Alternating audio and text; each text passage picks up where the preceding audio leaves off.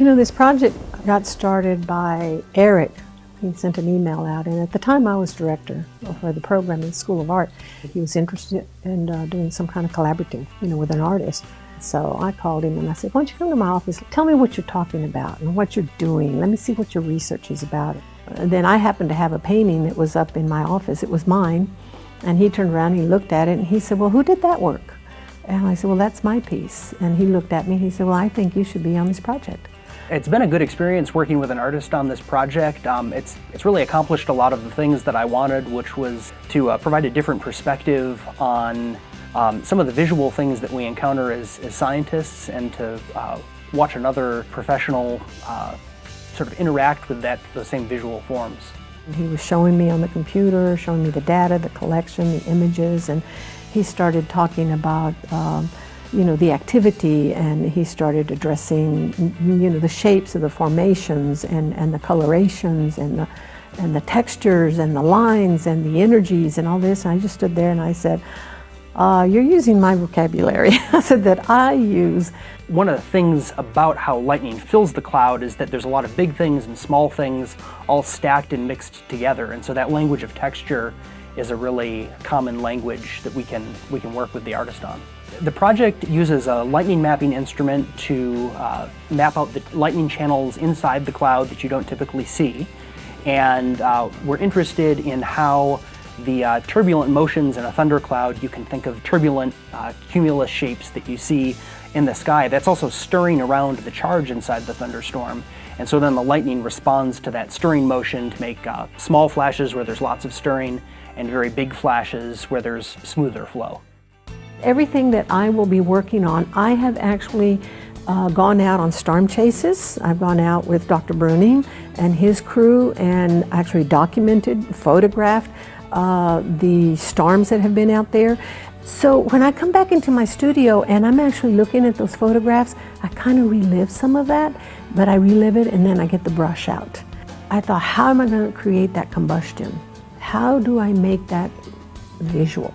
And then I thought, I really would like to have the energy of that stroke, but I want the stroke to be shown. I don't want you to see me making the stroke. And one day I was watching TV, and it was the news, and I just stood there and I was listening to the weatherman, and I just looked at him and I thought, he's not actually looking at the images that we are looking at next to him the way we see them. They are at a distance. And I thought, that's an illusion. I thought, how can I create something that's an illusion? I made this makeshift box. It was crazy. I just used things in my studio, and I started making marks. And when I experimented with different colors and to see which would show up best, we were able to pull me out of the image and actually have nothing but the marks of the strokes. And then one day I was in my office, and in my office I happened to have a beautiful raw cotton, big bundle of raw cotton, and I started thinking about how I was going to put this cotton on the canvas. And one day I just thought, build a stretcher, put chicken wire on it, plug it in. And that's where the projections of these images of my 2-second, 3-second lightning sparks, shall we say, are going to be projected on. And so that's only one portion of the exhibition that I will end up having. One of the things that we noticed in planning the project and thinking about doing outreach is that as scientists we tend to put together sort of didactic presentations, and we'll go through a series of facts and we'll make these sort of simplified diagrams to explain everything. And one of the things I think gets lost in that is some of the beauty that we all respond to when we see the weather. And it turns out that all of that texture and the turbulence that you see in the clouds is very relevant to the science as well. I wanted to make sure that we captured visually that texture and beauty in the clouds. And so working with an artist is so valuable because they're professionally trained to respond to the world in that way and to capture that in their artwork. Some of the outreach would be for us to be able to go literally into the public school systems and to present the discussions and the ideas of how the arts and the sciences are both very close and tied together in the sense that we both are looking at unknowns to some degree. It's good practice, certainly for the scientist, to speak with an artist and try and capture the essence of what's going on before we go do a wider discussion of what we're working on the science side.